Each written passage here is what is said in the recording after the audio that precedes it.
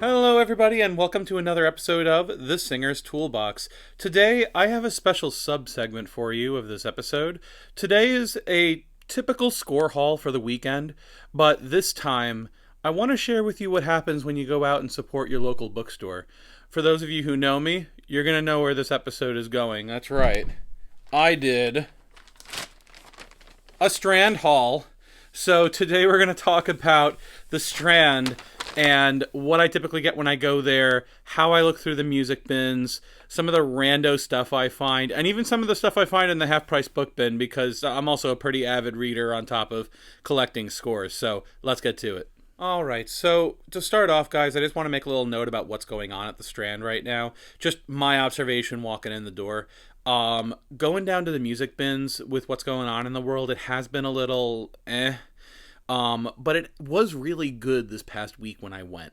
So there was a lot of stuff that I didn't have to buy because I already had it, but I put it up on the forums for everyone to go and check out. I do want to talk about the one score that I got, though, and well, really, operetta score that I got, and why it's useful. So I'm going to make a whole video about editions, but this score that I got here is Iolanthe by Gilbert and Sullivan.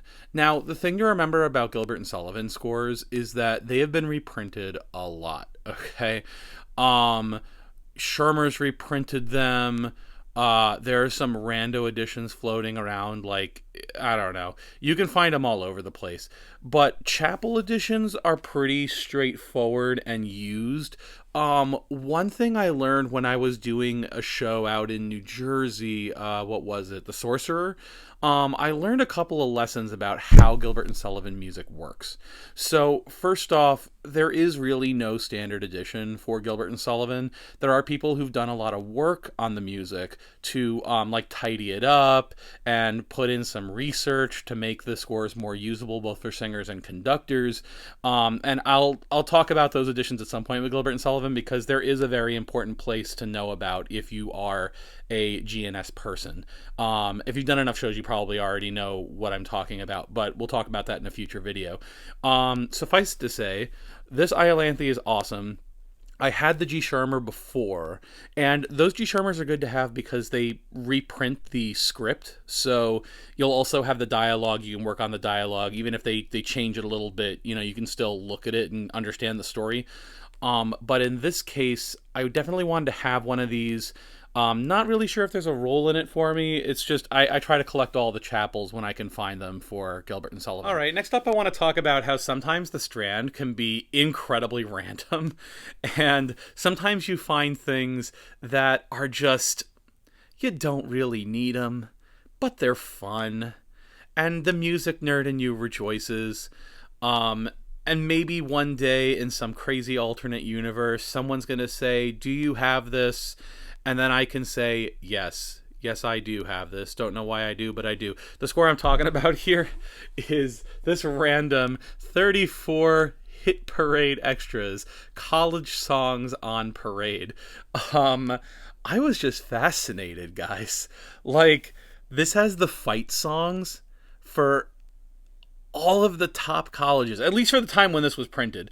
I mean, it even has the songs for, like, Purdue, Northwestern, I don't know, the Notre Dame Victory March. I mean, I played the Notre Dame Victory March in high school in the pep band, so, I already know it. But, all of these rando, my nerd heart sings. But I know this is not practical. But I also knew that when I saw this, I would never see this again, especially in this condition. Usually these scores are abused to hell, and they're falling apart. So when I saw this, I was like, you know what? I'm going to grab it. Even though people are probably going to look at this and be like, you wasted your money. I really enjoy this, so it's going in the collection. Next up are two scores that sometimes when you're at the Strand, you end up finding something special. Okay. I have a special collection that I keep off to the side and have very few scores in, and it's kind of random, but that is scores that are signed by the composer. Now, first of all, it's kind of incredible that I even found this score, let alone having it be signed by the composer. And I already owned one, and I thought, do I really want to spend the money on this? But, there's something special about the composer actually taking the time, especially when something's been published, to inscribe it for somebody.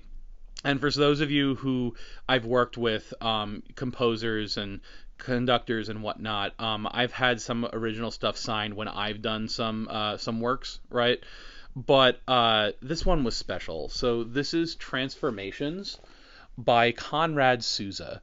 Um, I had a photocopy of this that I got a long time ago that someone just gave me as a gift out of curiosity. I had one that I found, I think at West Sider Records, but this one, I couldn't believe that it was signed by the composer. I mean, I didn't really do the research to find out if this person was in the original cast or not, but it just says to Richard, much love and happy new year, wishes Conrad 1976, right? So just the idea that the composer went out of his way to inscribe it for someone, I don't know. That's special for me.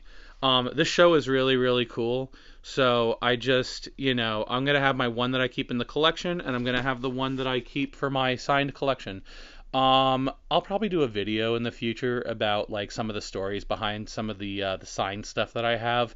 But for now, I'm just gonna enjoy that I have a signed copy of Transformations by Conrad Souza. I actually found another thing by Conrad Souza in the bins.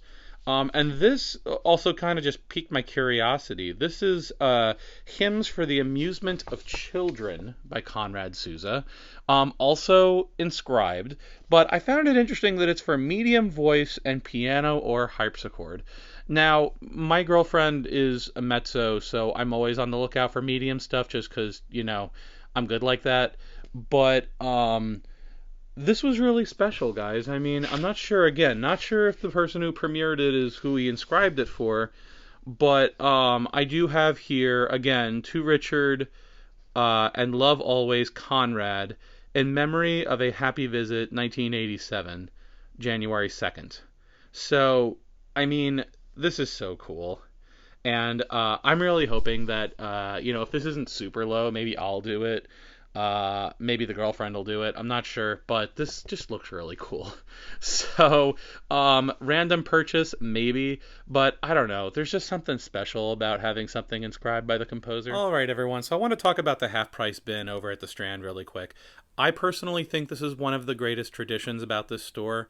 In the same way that Trader Joe's used to have the $2 chuck and then they got rid of it, the half price bin over at the Strand has always been a thing and hopefully will always be a thing.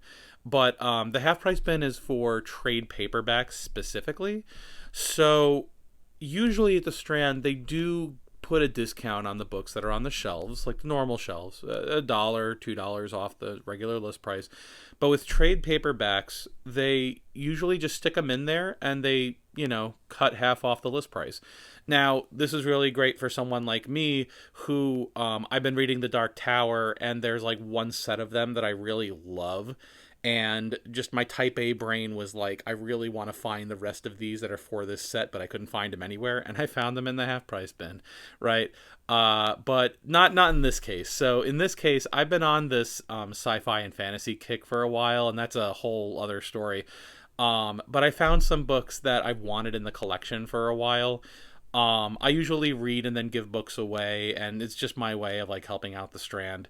But in this case, there are two books here that I have been highly recommended since the beginning of the pandemic, and I never got to reading, and I finally found copies of them. So the first one here is the Arthur C. Clarke, a 2001 A Space Odyssey. Saw the movie, loved the movie, not a huge fan of the sequel, but I am really tempted because I know that this isn't a set with these kinds of covers, and just type A brain is like, I really need the other ones that are in this set. But maybe I'll find them in the half price bin. So this I will eventually read, put up on my Goodreads. If you know me, go and find my Goodreads, put all my stuff there. But yeah, 2001 A Space Odyssey. The other book, and this was kind of like one of those that, a friend comes along and says this book will change your life. I'm kind of interested to see. But this one in particular is Rendezvous with Rama by Arthur C. Clarke. Now, I know nothing about this. I know about Arthur C. Clarke, but I really don't know about anything that he's written in this Rendezvous, or in the Rama. I think it's called the Rama trilogy. So, interested to see this. I think it's going to be really fun. We'll see how it pans out. This is probably going to be a couple of months from now because I'm kind of on a kick right now with another series. The last thing I want to show you guys, I read these in high school, but I feel like I didn't really read them thoroughly enough, and I figured I would probably get something out of it reading it later. Not later in life, but I mean, 10, 15 years after high school. So here we have the Fellowship of the Ring, the Two Towers, and the Return of the King. So again, haven't really read these since high school. These are in great condition. I've seen this set before, and usually they're like beat to hell, but I figured these are practically new, so I just bought the whole set, and they were only a couple of bucks each, I think. So that was fun. But yeah, guys, support your local bookstores. And especially at that half price bin, man, it's so worth it. All right, guys, so some final thoughts on the Strand. Support your local bookstores. I can't say that enough. I really appreciate the Strand for what it does. I appreciate Westsider Records and Academy for what they do. I'm hoping that in the future I will bring you guys along with me for when I go score hunting.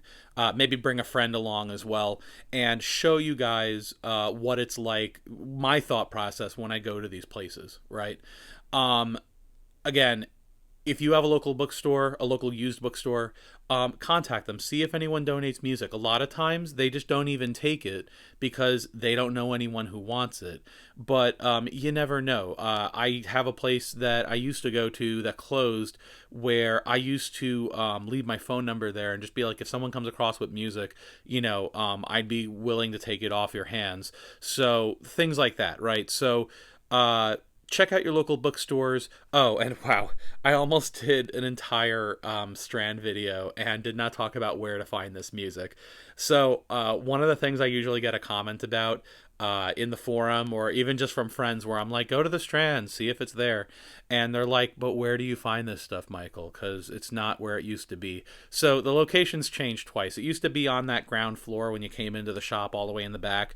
It's not there anymore. It's not even where it used to be after that. It used to be right next to the half price bin, right? But the way you get to it now, and I'm giving away, I can't believe I'm giving this secret away because the people who knew, and that I never really told people about this.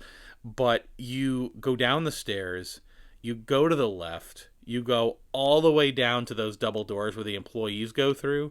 But instead of going through those doors, make another left and you'll see like all of these records and books on music. And you'll see two wooden carts at either end of these LP racks. And that's all sheet music. You're going to have to wade through a whole lot of instructional books, pedagogy books. Nothing is organized. It's all about like literally going piece by piece to see what's there, because sometimes the most random stuff is stuck between inane pieces of music that you do not need. So go and check it out. Happy hunting, guys. If you have any comments, if you have any questions, put them in the comments below. Join the Discord, ask questions. I'm happy to help you. Don't forget to like and subscribe, guys. I'm trying to grow this channel as much as I can to help all of you. And I will see you next time on The Singer's Toolbox.